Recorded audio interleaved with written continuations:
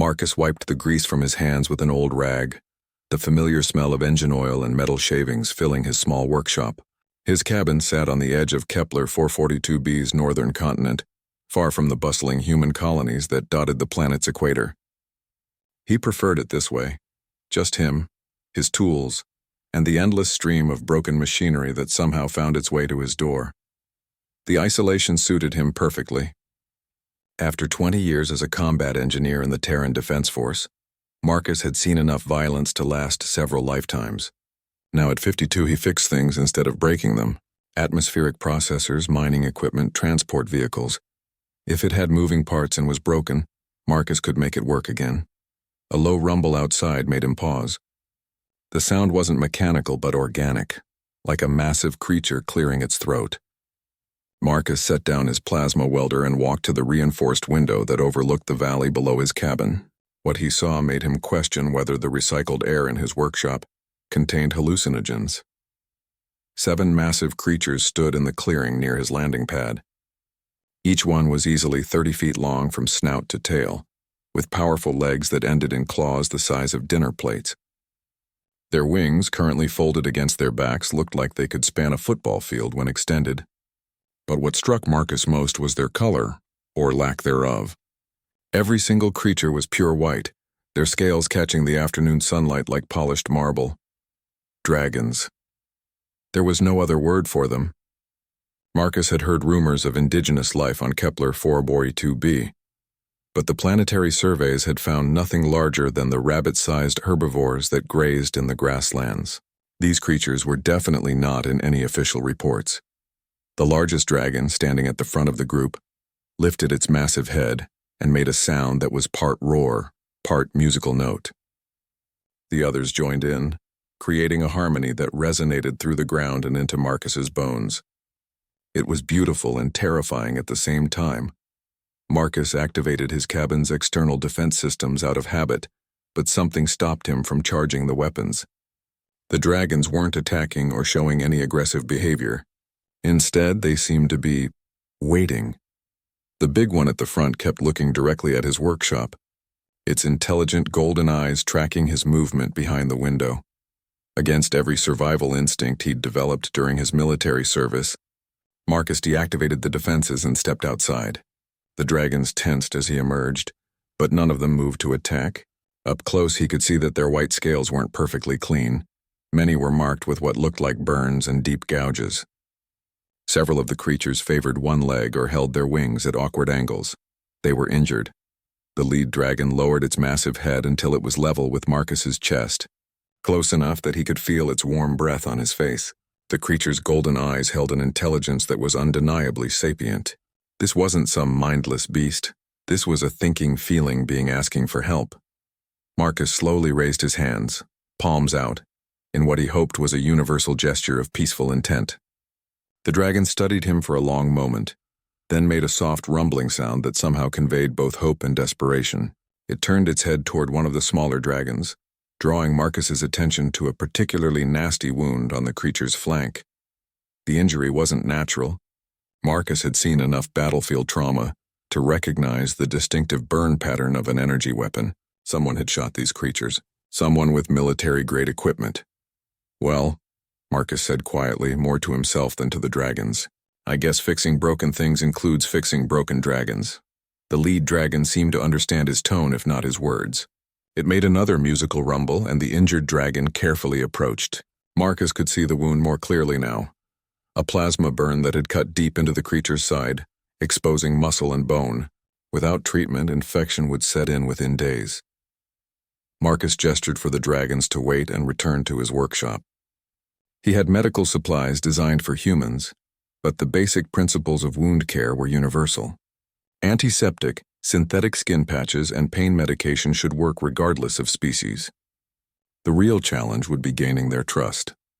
When he emerged with his medical kit, the dragons had arranged themselves in a defensive circle around their injured companion. Marcus approached slowly, holding the medical scanner in front of him.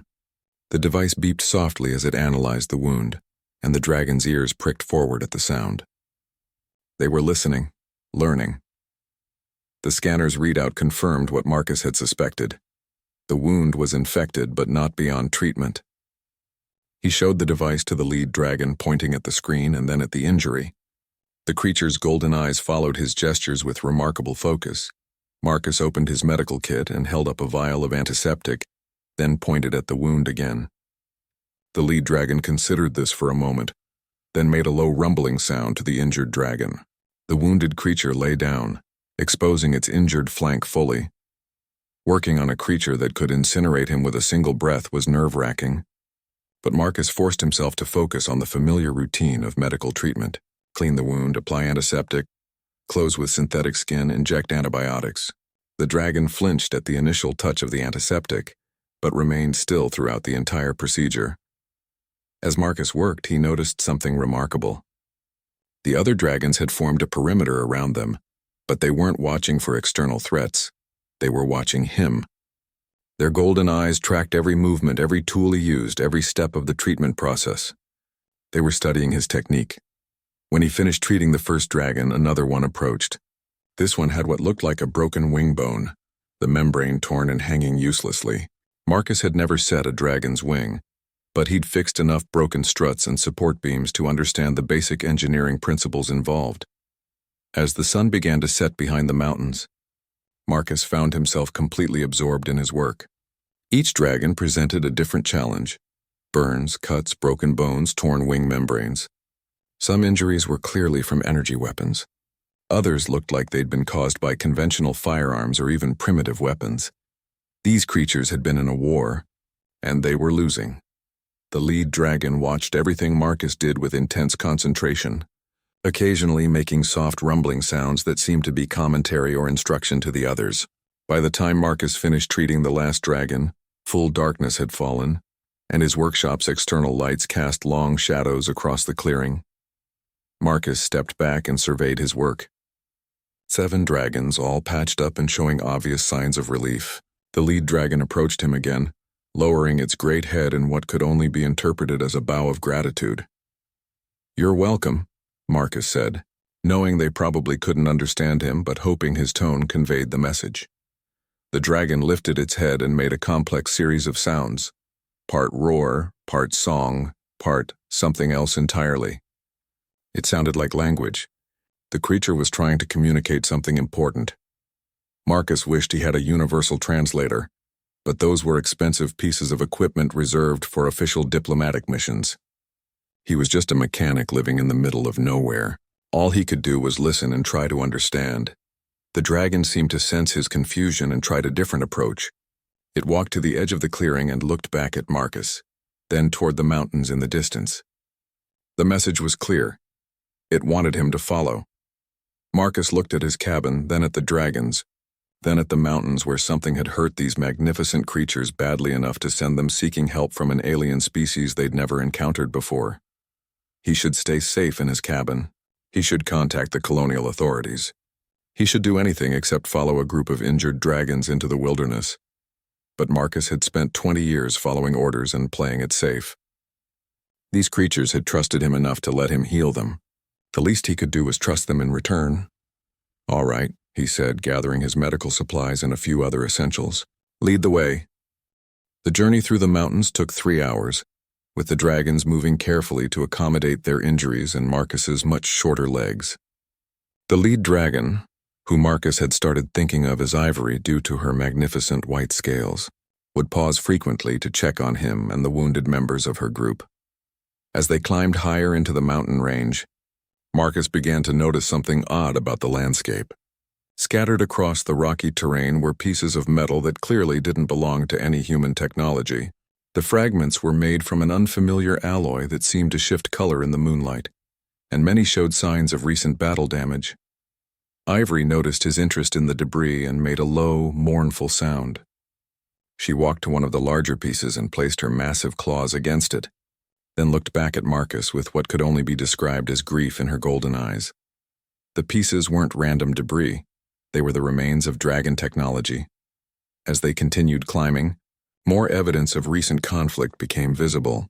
Blast craters scarred the mountainside, and in several places the rock itself had been melted into glass by weapons of incredible power.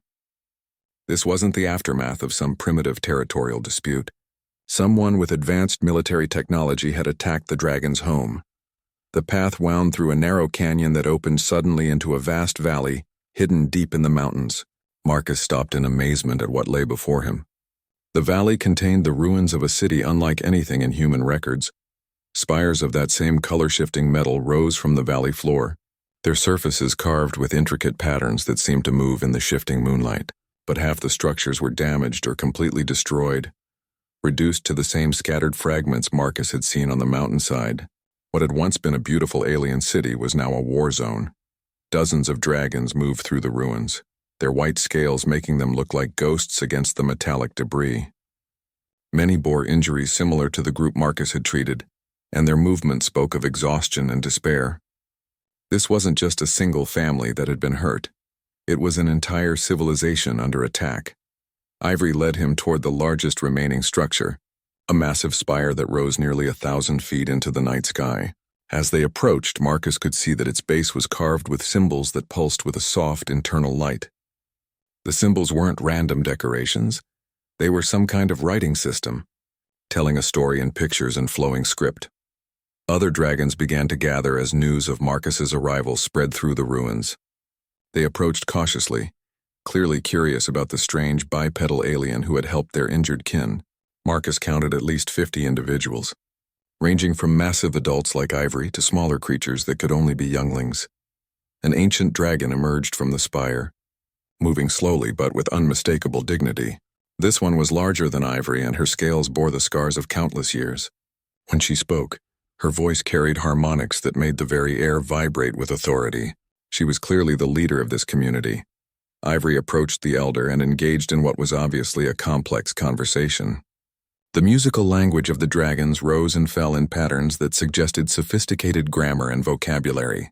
Marcus wished again for a universal translator, but he could follow the general flow of the discussion by watching their body language. Ivory was explaining what had happened at his cabin, how he had treated their injuries without asking for anything in return. The elder's massive head turned toward Marcus, and her ancient golden eyes studied him with an intensity that made him feel like she could see directly into his soul. After several minutes of discussion among the dragons, the elder approached Marcus directly. She lowered her great head and made a series of sounds that were clearly formal, some kind of greeting or acknowledgement of his actions. Then she did something unexpected. The elder dragon pressed her snout gently against Marcus's forehead, and suddenly his mind was filled with images and emotions that weren't his own. The sensation was overwhelming but not painful, like having someone share their memories directly with his brain. He saw the dragon city as it had been before the attack, full of life and beauty. Dragons soared between the spires, tending gardens of crystalline plants and crafting objects of incredible complexity from that color-shifting metal. Younglings played in streams that flowed with water that sparkled like liquid. Starlight, then came the attackers. Marcus saw them clearly in the shared memory, humanoid figures in advanced powered armor that definitely wasn't human in design. Their weapons fired beams of coherent energy that could punch through dragon scales as easily as paper. They had arrived in ships that moved with technology far beyond anything in the human arsenal. The aliens had attacked without warning or apparent provocation.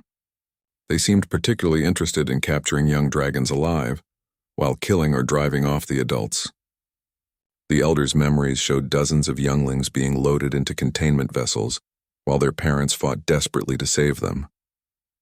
The memory sharing ended abruptly, leaving Marcus gasping and disoriented. The elder dragon stepped back, watching his reaction carefully.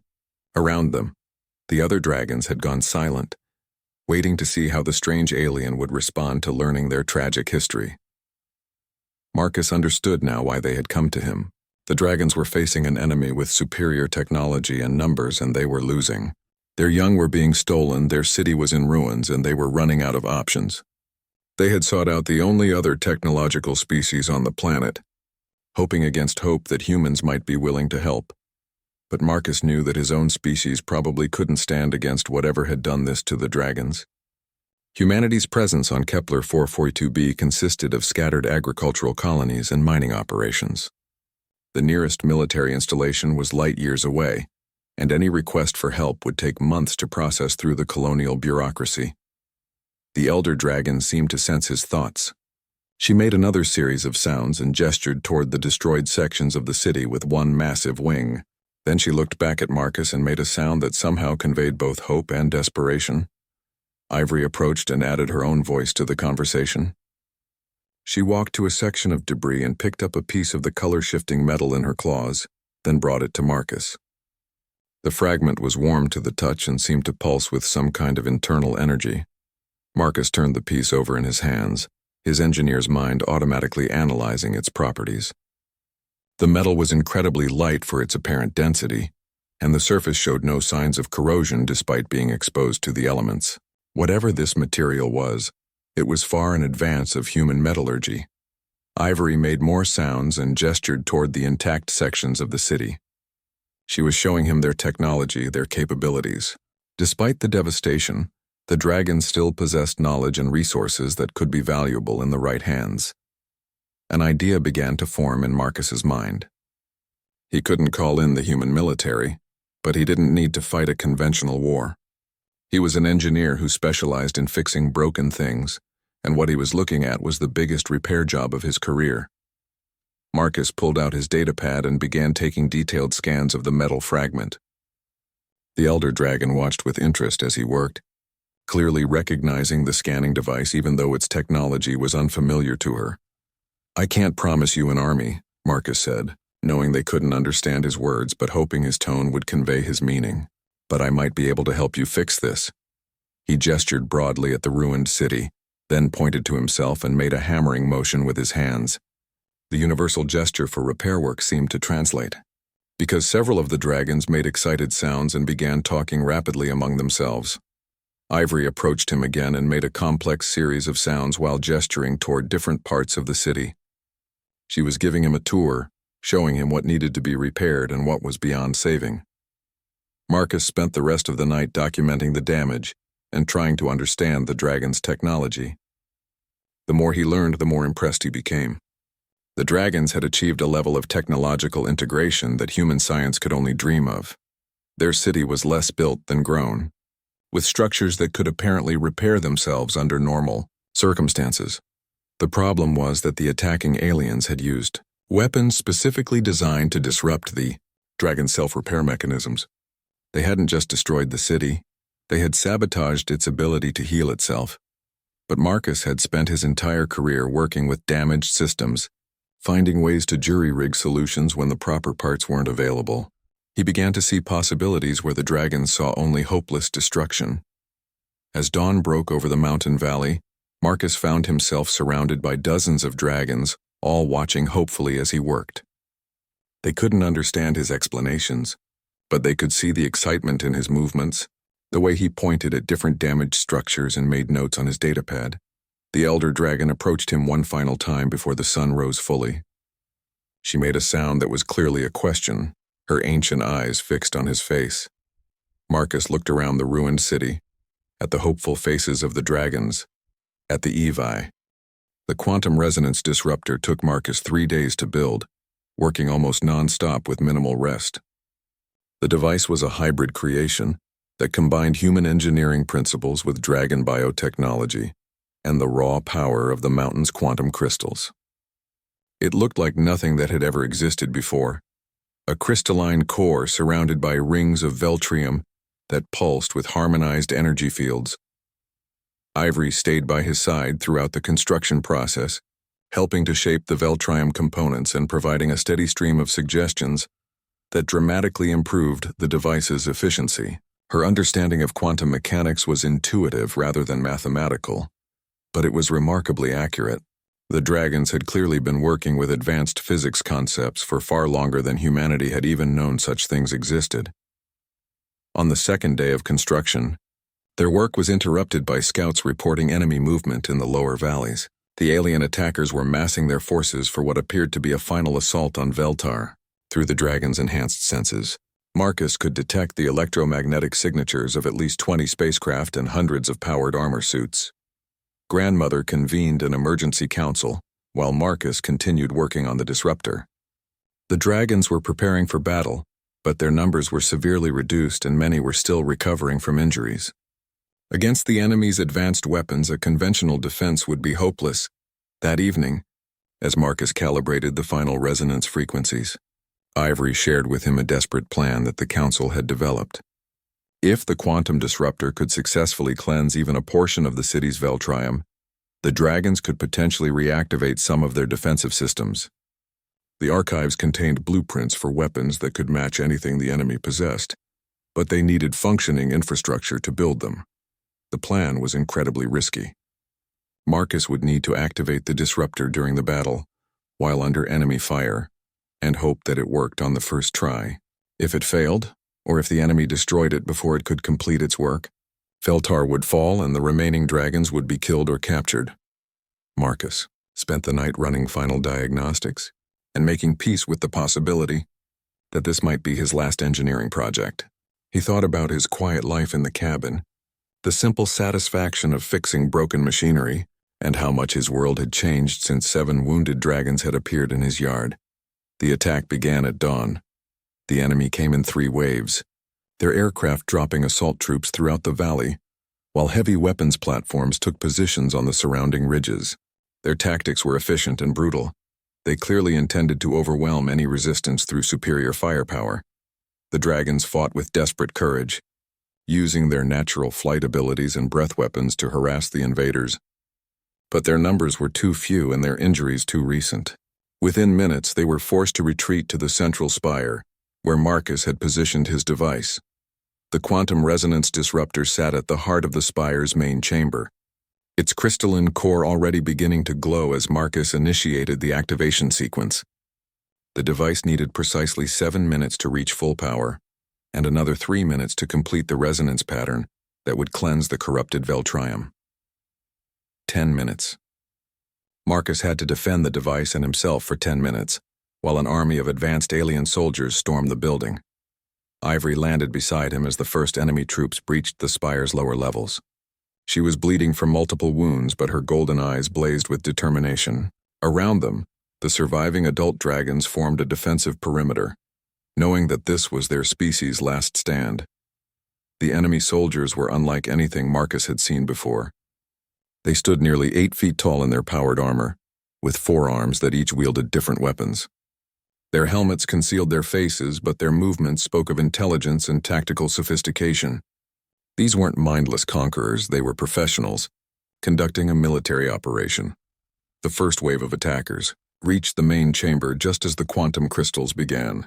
Resonating at their target frequency, the sound was indescribable, like the singing of angels mixed with the screaming of tortured metal. The enemy soldiers hesitated for a moment, clearly affected by the harmonics. That moment of hesitation was all the dragons needed. Ivory and her companions unleashed their breath weapons in coordinated strikes that caught the attackers in overlapping fields of superheated plasma. The alien armor proved resistant but not immune. Several soldiers fell back with significant damage, but more troops were already climbing the spire's spiral ramps. Marcus could hear their heavy footsteps echoing through the building's acoustics, the whine of charging weapons, the crisp commands they gave each other in their alien language. The disruptor reached 50% power. 5.5 minutes remaining. The second wave of attackers entered the chamber with heavy weapons that fired coherent energy beams capable of punching through dragon scales. 2 of the defending dragons fell in the first exchange of fire, their sacrifice buying precious seconds as their companions regrouped. Marcus ducked behind the disruptor's housing as alien energy bolts sizzled past his head. The quantum crystals were now putting out enough electromagnetic interference to disrupt some of the enemy sensors, but it was also making his own equipment behave unpredictably. Ivory roared a challenge and launched herself directly at the nearest enemy soldier. Her massive claws, strengthened by Veltrium implants, could apparently penetrate the alien armor when applied with sufficient force. The soldier went down, but not before its return fire left smoking gouges across Ivory's flank. 75% power. 3 minutes and 20 seconds remaining. The third wave included what were clearly elite troops equipped with weapons that Marcus didn't recognize. Their energy beams had a different frequency signature, and they seemed designed specifically for fighting dragons. When they fired, the air itself ignited in controlled plasma explosions. Grandmother herself entered the battle then, moving with surprising speed despite her age. Her breath weapon was more focused than the younger dragons, creating lance-like beams that could cut through enemy armor like paper. But even she couldn't be everywhere at once. An enemy soldier broke through the defensive line and leveled his weapon directly at the quantum disruptor. Marcus saw the threat developing and made a decision that surprised everyone, especially himself. He charged. Marcus had no weapons beyond a plasma welding torch, no armor beyond his work clothes, and no training in close combat beyond basic military unarmed combat techniques. But he had 40 years of experience working with dangerous machinery, and he knew how to move fast when equipment was about to explode. The enemy soldier's weapon fired just as Marcus tackled him around the legs. The energy beam went wide, slagging a section of the wall instead of destroying the disruptor. The soldier tried to bring his weapon around for another shot, but Marcus had already drawn his welding torch and triggered it at maximum output. The plasma flame wasn't designed as a weapon, but it burned at temperatures hot enough to cut through starship hulls. Applied to the soldier's helmet at point-blank range, it was devastatingly effective. The alien warrior collapsed, his suit systems overloading from the thermal damage. 90% power, 1 minute and 40 seconds remaining. More enemy troops were pouring into the chamber, but something had changed. The quantum resonance was now strong enough to interfere with their communications and targeting systems. Their coordinated assault began to break down into individual firefights. The dragons pressed their advantage, using their superior knowledge of the spire's layout to outmaneuver the confused attackers. Ivory had found another heavy weapon and was using it with devastating effect, her engineering insight allowing her to identify weak points in the enemy armor. 100% power achieved. Beginning resonance pattern. The quantum crystals reached their peak output, and suddenly the entire spire filled with harmonized energy that made every piece of Veltrium in the building sing in response. The corrupted sections of metal began to glow as the technological virus that had infected them was systematically destroyed by the resonance pattern. The enemy troops found their weapons becoming unreliable as the quantum field interfered with their targeting systems. Several pieces of their equipment simply shut down, overwhelmed by the exotic energy patterns that the disruptor was generating. But the cleansing process was spreading beyond the spire. Throughout Veltar, corrupted Veltrium began to heal itself, and long-dormant defensive systems came back online. The enemy commander apparently realized what was happening, because he suddenly started shouting orders in his alien language. The remaining troops began falling back toward the chamber entrances, clearly intending to retreat before the Dragon City's defenses became fully operational. Marcus wasn't about to let them escape that easily. He activated his datapad's communicator and broadcast on all frequencies, hoping that some of the Dragon defensive systems would be able to receive and interpret the signal. "This is Marcus Chen, acting engineering consultant for Veltar Defense Systems. Enemy forces are retreating through the main spire. Request immediate fire support on my coordinate.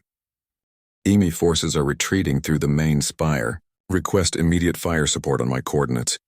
For a moment, nothing happened. Then the mountain itself seemed to come alive. Hidden weapons platforms emerged from concealed positions throughout the city. The spire's walls became transparent, revealing targeting systems that had been built into the structure's very foundations. Energy beams lanced out from a dozen different directions, creating a crossfire pattern that caught the retreating enemy troops in a deadly web. The battle was over in seconds. The surviving alien soldiers either surrendered or died where they stood, overwhelmed by defensive systems that had been designed by a civilization with thousands of years of experience in protecting their home. As the quantum disruptor completed its cleansing cycle and began powering down, Marcus looked around the chamber at the results of his work. The walls gleamed with healthy Veltrium that pulsed gently with internal life. The corrupted sections had been completely healed, and he could hear the sound of reconstruction beginning throughout the city as automated repair systems came back online. Ivory approached him, moving carefully due to her injuries but with obvious joy in her golden eyes. She lowered her great head and made the musical sound that he had learned meant gratitude and respect. But Marcus knew that this victory was only the beginning. The enemy had been driven off, but they would return in greater numbers once they reported what had happened. The dragons now had their city back and their defensive systems restored, but they were still vastly outnumbered. If they were going to survive the next attack, they would need allies, and Marcus had an idea about where to find them. In the 3 weeks following the battle, Veltar underwent a remarkable transformation. The restored Veltrium infrastructure allowed the dragons to rebuild their city at an incredible pace. Structures that had taken months to construct originally were repaired in days, growing from the healed foundations like living sculptures. But Marcus was focused on a different kind of rebuilding. Hidden in the deepest levels of the dragon archives, he had discovered something that could change the balance of power. In the entire sector, detailed star charts showing the locations of other worlds where dragons had established colonies thousands of years ago. The attacking aliens hadn't just targeted Veltar. They had been systematically hunting down dragon settlements across multiple star systems, apparently seeking something specific. The evidence suggested that dozens of worlds had been hit by similar attacks, their dragon populations killed or captured. What the attackers didn't know was that many of those populations had survived by going into hiding. The dragon archives contained emergency protocols for exactly this kind of situation, ways to contact scattered colonies and coordinate a unified response to an existential threat. Marcus spent days working with grandmother and the archive keepers to decipher the communication protocols. The dragon civilization had built an interstellar network based on quantum entanglement communicators that could send messages instantaneously across vast distances. Most of the network had been destroyed in the initial attacks, but a few nodes remained functional. The first response came from a world called Kethmaran, where a small population of dragons had taken refuge in underground cities after their surface settlements were destroyed. Their leader, an ancient dragon named Velkorath, confirmed that the attacks had been coordinated and brutal. The enemy forces showed detailed knowledge of dragon technology and tactics, suggesting that they had been studying their targets for a long time. More responses trickled in over the following days. A mining colony in the Vega system had survived by hiding in asteroid caves. A research station near the galactic rim had managed to repel an attack by using experimental weapons. A group of young dragons had escaped their homeworld's destruction and were now living as refugees in space. Each survivor group had pieces of information about the attackers, and Marcus began assembling a comprehensive intelligence picture. The enemy species called themselves the Kethavar, and they were apparently ancient rivals of the dragons from the early days of galactic expansion. They had spent centuries developing weapons and tactics specifically designed to counter dragon advantages. Most disturbing was the discovery that the Kethvar weren't just trying to destroy the dragons, they were harvesting them. Young dragons were being captured alive and taken to unknown locations for purposes that the survivors could only guess at. The implications were horrifying, but the intelligence gathering also revealed something the Kethvar hadn't counted on. The dragons weren't the only species they had made enemies of. Their aggressive expansion had brought them into conflict with several other civilizations, including some that possessed military capabilities the dragons could only dream of. Marcus's idea was audacious even by his own standards. Instead of trying to hide from the Kethvar or engage them in a hopeless defensive war, he proposed reaching out to their other enemies and forming an alliance. The dragons had technology and knowledge that could be incredibly valuable to the right partners, while other species had resources and capabilities that could help level the playing field. The challenge was making contact. Humanity's presence in the galaxy was still relatively limited, and most alien species either avoided contact with humans or viewed them as primitive newcomers. Marcus needed a way to reach out to advanced civilizations and convince them that an alliance with dragons and humans would be worth their while. The solution came from an unexpected source: Ivory's younger brother, a dragon named Velkiran who specialized in xenobiology and had been studying the captured Kethvar equipment. He had discovered that their weapons contained components made from materials that could only be found in one star system, a region controlled by a species called the Gelnari. The Gelnari were known throughout the galaxy as master traders and diplomats who maintained strict neutrality in most conflicts. If the Kethvar were obtaining weapons materials from Gelnari space, it meant either the traders were willing allies or they were being coerced. Either way, it gave Marcus a starting point for making contact. Using the restored quantum communication network, Marcus sent a carefully worded message to the Gelnari trading councils. He identified himself as a human engineer, working with dragon refugees, and requested a diplomatic meeting to discuss matters of mutual interest. The message was deliberately vague, but it included technical specifications for several pieces of dragon biotechnology that would demonstrate their advanced capabilities. The response came within hours, which suggested that the Gelnari had been waiting for exactly this kind of contact. They agreed to a meeting, but with conditions that revealed how dangerous the situation had become. The meeting would take place in neutral space aboard a Gelnari diplomatic vessel, with security provided by a third party. The third party turned out to be something Marcus had only heard rumors about: the Conquered, a loose alliance of species that maintained peace in the disputed territories between major galactic powers. They were known for their absolute impartiality and their willingness to use overwhelming force to protect diplomatic proceedings. Preparations for the meeting took another week. Marcus would represent both humanity and the dragons, while Ivory and two other dragons would attend to provide technical expertise and demonstrate dragon capabilities. The location was a star system 3 jumps away from Kepler 442b, requiring them to use a captured Kethvar transport that the dragons had managed to repair. The journey gave Marcus time to finalize his strategy. He wasn't just trying to arrange a trade deal or military alliance. He was attempting to fundamentally reshape the political balance in their region of the galaxy. The Kethvar had grown powerful by picking off isolated species one at a time. Marcus wanted to create a coalition that could stand against them and protect smaller civilizations from similar attacks. The Gelnari diplomatic vessel was impressive even by dragon standards.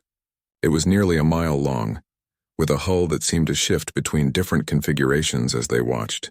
The docking bay that received their transport was large enough to hold dozens of ships, and Marcus could see vessels from at least 6 different species already present. The Gelnari delegation leader was a being unlike anything Marcus had ever encountered. She stood nearly 12 feet tall, with a crystalline exoskeleton that refracted light into complex patterns. Her voice, when she spoke, came from multiple sources simultaneously, creating harmonics that made translation devices work more efficiently. "I am Trade Coordinator Shalventh," she announced, as Marcus and the dragons were escorted into the main conference chamber. "Your message was intriguing, Engineer Chen. My people have indeed noticed the Kethvar expansion, and their methods of acquiring rare materials have been economically disruptive." The diplomatic language didn't hide the underlying meaning. The Kethvar were forcing the Gelnari to provide materials, probably through threats or actual violence. The traders were looking for a way to break free from that coercion. Marcus spent the next several hours presenting his case. He outlined the scope of the Kethvar threat, demonstrated dragon technological capabilities, and proposed a mutual defense agreement that would benefit all parties involved. The dragons would share their biotechnology and provide detailed intelligence about Kethvar capabilities. The Gelnari would handle logistics and coordinate with other threatened species. Humanity would contribute engineering expertise and serve as neutral mediators. The response was better than Marcus had dared hope. Shalventh revealed that they had been in contact with 17 other species that were either under attack by the Kethvar or in their projected expansion path. Many of those species had capabilities that could complement dragon strengths: advanced shipbuilding, exotic weapons technology, specialized defense systems. But she also delivered sobering news. The Kethvar weren't just expanding randomly. They were following an ancient map that led to something specific, something that had been hidden in dragon space for thousands of years. The attacks on dragon worlds weren't just conquest. They were a systematic search operation. The meeting was interrupted by an urgent communication from the Concord security forces. Long-range sensors had detected a massive Kethvar fleet heading toward the meeting location. The enemy had apparently tracked their captured transport and was moving to intercept the diplomatic gathering. Marcus found himself in the surreal position of coordinating the defense of an interstellar diplomatic conference from inside an alien warship. The Concord forces were formidable, but they were outnumbered 3-1. The Gelnari vessel had defensive capabilities, but it was designed for trade negotiations, not military engagement. The dragons, however, had brought more than just their diplomatic credentials. Hidden in the modified transport's cargo hold were prototype weapons based on the restored Veltar defense systems. When the the newly formed coalition, which they decided to call the Free Systems Alliance, established its headquarters in the most unlikely of places, Marcus's Original workshop cabin on Kepler 442b. The location was chosen for practical rather than symbolic reasons. It was the only place in known space that had both functioning Dragon technology and human engineering facilities. Within days, the small clearing outside Marcus's cabin had been transformed into a bustling interstellar command center. Jelnari prefabricated structures grew like metallic flowers around the original building, while Concord security teams established defensive perimeters that extended deep into the surrounding mountains. Dragon engineers worked alongside human technicians and alien specialists, creating hybrid technologies that none of them could have developed alone. The intelligence picture that emerged from their combined efforts was both illuminating and terrifying.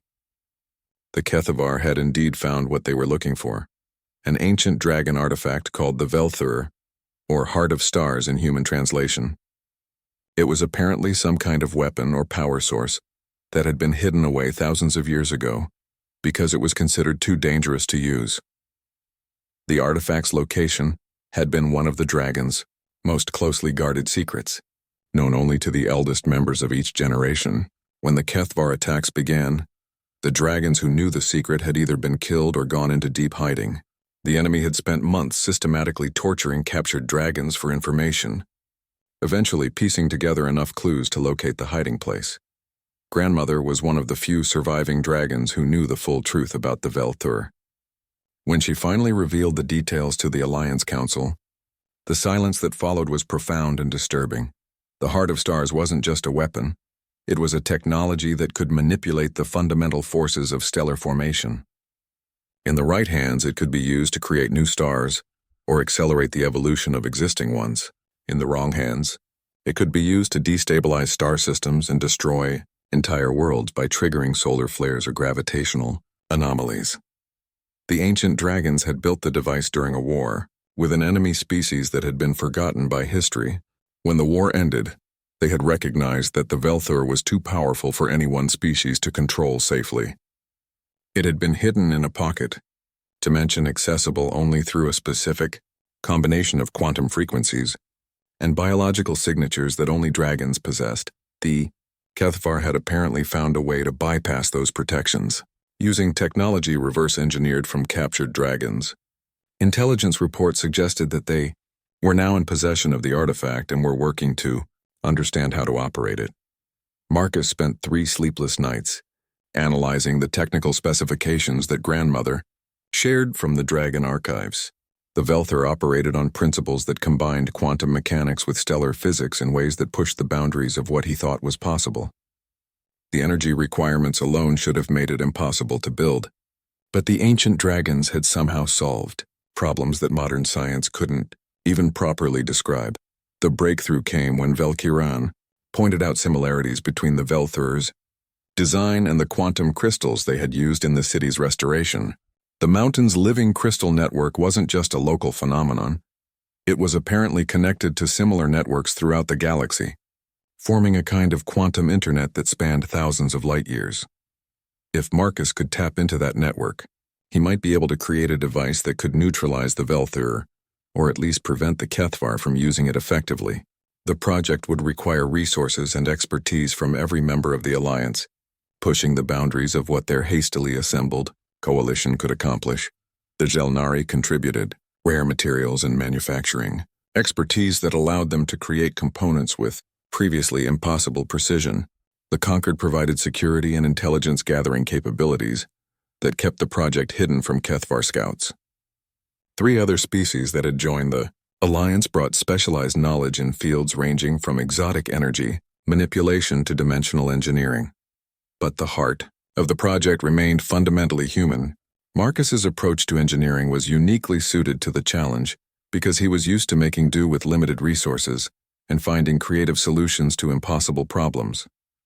While the other species looked at the Velthur as an incomprehensible ancient mystery, Marcus saw it as just another broken machine that needed fixing. His counter-device, which he called the quantum resonance dampener, was designed to create interference patterns that would disrupt the Velthur's ability to focus energy. Instead of trying to match the ancient weapon's power output, the dampener would essentially jam its control signals and cause any attempted activation to fail catastrophically. Construction of the dampener required modifications to the entire mountain's crystal network, turning Kepler 442b into a planet-sized antenna array. Dragon engineers worked with human mining equipment to access crystal formations deep beneath the surface, while Gelnari technicians installed quantum field generators at precisely calculated coordinates across 3 continents. The work was completed just in time. Long-range sensors detected a massive HFY fleet, gathering in a system only 2 jumps away from the Dragon's original homeworld. Intelligence reports indicated that they were preparing to test the Velthor by using it to destroy the star system, where Dragon civilization had first evolved. The target wasn't chosen randomly. Velkhorat, the Dragon homeworld, was the spiritual center of their entire species. Even though it had been evacuated during the early stages of the war, its destruction would be a psychological blow that might break the Dragon's will to resist. More practically, the homeworld system contained the largest concentration of quantum crystal formations in known space. If the HFY could successfully use the Velthor to destabilize that system, they would eliminate the Dragon's ability to build new quantum communicators or power sources. It would be a strategic victory that would cripple any future resistance efforts. Marcus knew that this was their only chance to stop the HFY before they became unstoppable. The quantum resonance dampener was untested and based on theories that were largely speculative. If it failed, not only would the Dragon homeworld be destroyed, but the HFY would know exactly what the Alliance was capable of. The final preparations took place in an atmosphere of controlled desperation. Every member of the Alliance knew that they were about to attempt something that had never been tried before, using the quantum connection between crystal networks across multiple star systems to interfere with an ancient weapon that operated on principles none of them fully understood. Ivory stayed by Marcus's side during the final equipment checks, her presence a calming influence as he dealt with the pressure of knowing that billions of lives depended on his engineering calculations. Through their mental bond established during the Dragon bonding ritual, he could feel her confidence in him, her absolute certainty that he could accomplish the impossible. The attack on Velkhorat began exactly as intelligence reports had predicted. The HFY fleet took position at the edge of the star system and began deploying the Velthor. Long-range sensors detected massive energy buildups as the ancient weapon began, focusing stellar forces according to programming that had been created thousands of years ago. Marcus initiated the quantum resonance dampener from his position in the command center that had been built around his original workshop. Through quantum entanglement communicators, he could coordinate with Alliance forces throughout the galaxy, but the actual dampening effect had to be controlled from Kepler 442b because of the planet's unique crystal network configuration. For several minutes, nothing seemed to happen. The Velthor continued charging, and sensors showed that stellar activity in the Velkhorat system was beginning to fluctuate in dangerous ways. Marcus checked and rechecked his calculations, wondering if he had made some fundamental error in his understanding of the ancient technology. Then the interference patterns began to take effect. The Velthor's energy output started fluctuating as the dampener's quantum signals reached the weapon through the crystal network. The HFY operators apparently tried to compensate by increasing power, but this only made the interference worse. The climax came when the Velthor reached critical energy levels and attempted to trigger the stellar destabilization sequence. Instead of focusing the star's energy into a controlled flare, the weapon's disrupted targeting systems caused a massive feedback loop that overloaded every system in the HFY fleet. The explosion that followed could be seen from 3 star systems away. When the energy discharge finally faded, there was nothing left of the HFY fleet except scattered debris and a few escape pods containing survivors who would carry news of their defeat back to their home territory. But Marcus knew that this victory, spectacular as it was only the beginning of a longer conflict. The HFY still controlled dozens of star systems and had other fleets that could continue the war. The Free Systems Alliance had proven that they could stand against the enemy, but they would need to do more than just defend themselves. As reports of the victor, 5 years after the Battle of Velkhorat, the Free Systems Alliance had grown from a desperate coalition of refugees into one of the most influential political organizations in the galaxy. The headquarters on Kepler 442b had expanded far beyond Marcus's original cabin. though he had insisted that the small workshop where everything began be preserved exactly as it was. The Alliance now included 47 different species, ranging from ancient civilizations like the dragons to newcomer species that humanity had only recently discovered. The HFY, meanwhile, had retreated to their core systems and were reportedly dealing with internal conflicts sparked by their catastrophic defeat. Marcus, now bearing the official title of Chief Engineering Coordinator, spent his days solving problems he could never have imagined during his quiet retirement. Today's challenge was typical of his new responsibilities. A group of energy-based life forms called the Luxani were having difficulty interfacing with Alliance communication systems because their language operated on frequencies that most other species couldn't perceive. The solution involved modifying quantum resonance crystals to translate between electromagnetic and quantum frequency patterns, essentially creating a universal translator that worked for beings made of living light. It was the kind of project that combined dragon biotechnology, human engineering principles, and Gelnari precision manufacturing in ways that were becoming standard for Alliance operations. Ivory, who now served as the Alliance's Director of Technological Integration, worked alongside him in the expanded workshop complex. Over the years, their partnership had evolved into something deeper than friendship or professional collaboration. The mental bond established during the dragon bonding ritual had grown stronger with time, allowing them to communicate complex technical concepts without words.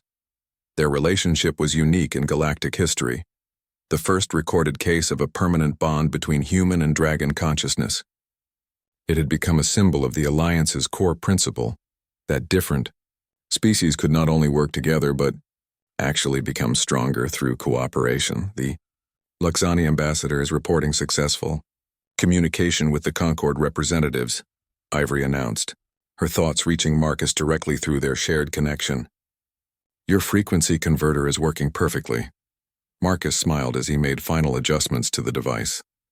Even after 5 years of daily miracles, there was still something deeply satisfying about fixing problems and making things work better.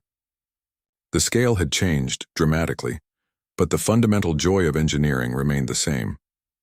A gentle chime indicated an incoming priority communication from the Alliance Council chambers. Marcus activated the holographic display that materialized above his workbench, showing the image of Shalaveth in her role as current council president. Engineer Chen, the Gelnari diplomat, said, "We have received a remarkable communication that requires your immediate attention. It appears that our recent activities have attracted notice from an unexpected source." The communication was indeed remarkable. It came from a species calling themselves the Builders, who claimed to have been observing galactic development for millions of years. According to their message, they had created the quantum crystal networks found throughout the galaxy as a kind of test, hoping to eventually find species mature enough to use the technology responsibly. The free systems, Alliance's success in stopping the HFY and establishing peaceful cooperation between dozens of different species had apparently passed their evaluation criteria. The Builders were now offering to share knowledge that could revolutionize everything the Alliance thought they knew about space, time, and the fundamental nature of reality. The implications were staggering.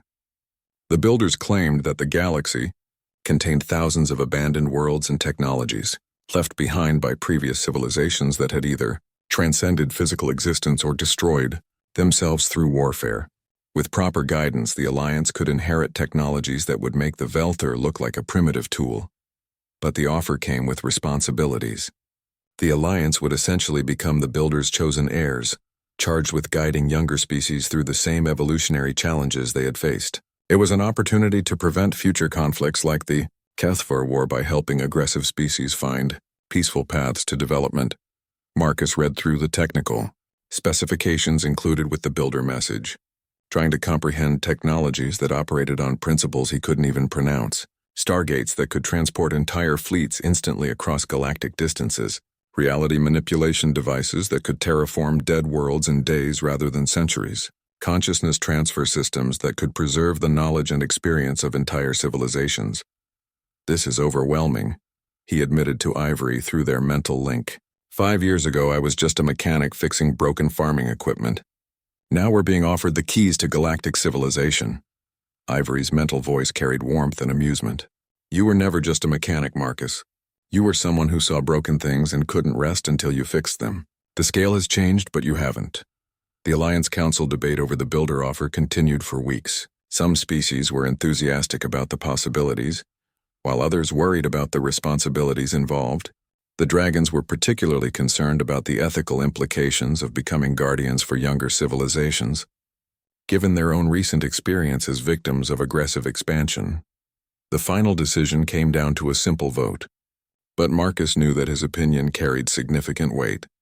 The council looked to him not just as the Alliance's chief engineer, but as the person who had started the entire organization by choosing to help 7 wounded dragons instead of hiding safely in his workshop. Marcus thought about everything that had happened since that first day when Ivory and her companions had appeared outside his cabin. He remembered the fear and desperation in their golden eyes, the pain of seeing their civilization reduced to ruins, and the hope that had slowly returned as their city was restored. He thought about all the species that had joined the Alliance since then, each bringing their own stories of struggle and triumph. The Luxani, who had nearly been extinguished by solar flares before learning to exist as pure energy. The Kethmari, former enemies who had joined the Alliance after their government fell and were now working to atone for their species' actions. The Voidwalkers, mysterious beings who existed, partially outside normal space-time and provided early warning about threats from other dimensions. Every one of them had been helped by the Alliance's willingness to share knowledge and resources across species boundaries. The organization that had started with a human, mechanic, and 7 injured dragons had become something unprecedented in galactics history, a true cooperation between equals rather than a hierarchy based on technological or military power. When Marcus finally spoke to the council, his words were simple and direct.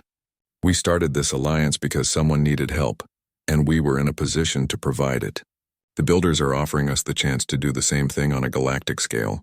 I think we'd be crazy not to accept. The vote was unanimous. The first builder representative arrived a month later, materializing in the council chambers through a transportation method that bypassed every known law of physics. The being appeared to be made of crystallized light, with features that shifted between forms drawn from different species' concepts of wisdom and authority. Greetings, children of the young galaxy, the builder said in a voice that somehow spoke each species' language simultaneously. We have watched your alliance grow with great interest. You have achieved something that few civilizations manage: unity without uniformity, strength through cooperation rather than conquest. The formal transfer of technology and knowledge began immediately. Teams of Alliance scientists worked alongside builder mentors to understand principles that redefined their concepts of what was possible. Within months, the first prototype Stargate was operational, allowing near instantaneous travel between Alliance worlds. But Marcus found himself drawn to simpler projects. Working with a team of young engineers from a dozen different species, he began developing new applications for existing technologies. Better medical devices that could treat injuries across species boundaries, more efficient manufacturing systems that could produce anything from spacecraft to farming equipment using locally available materials, communication systems that could translate not just between languages but between entirely different forms of consciousness. The galaxy was changing rapidly as Alliance worlds became connected in ways that had never been possible before. Trade flourished, scientific knowledge spread at unprecedented rates, and cultural exchange created new art forms and philosophical movements that incorporated perspectives from dozens of different species. But perhaps the most significant change was psychological. For the first time in galactic history, younger species didn't have to face their developmental challenges alone. The Alliance provided support, guidance, and protection to any species that requested help, preventing the kind of desperation that had driven the Kethvar to their aggressive expansion. Marcus spent most of his time training the next generation of Allian,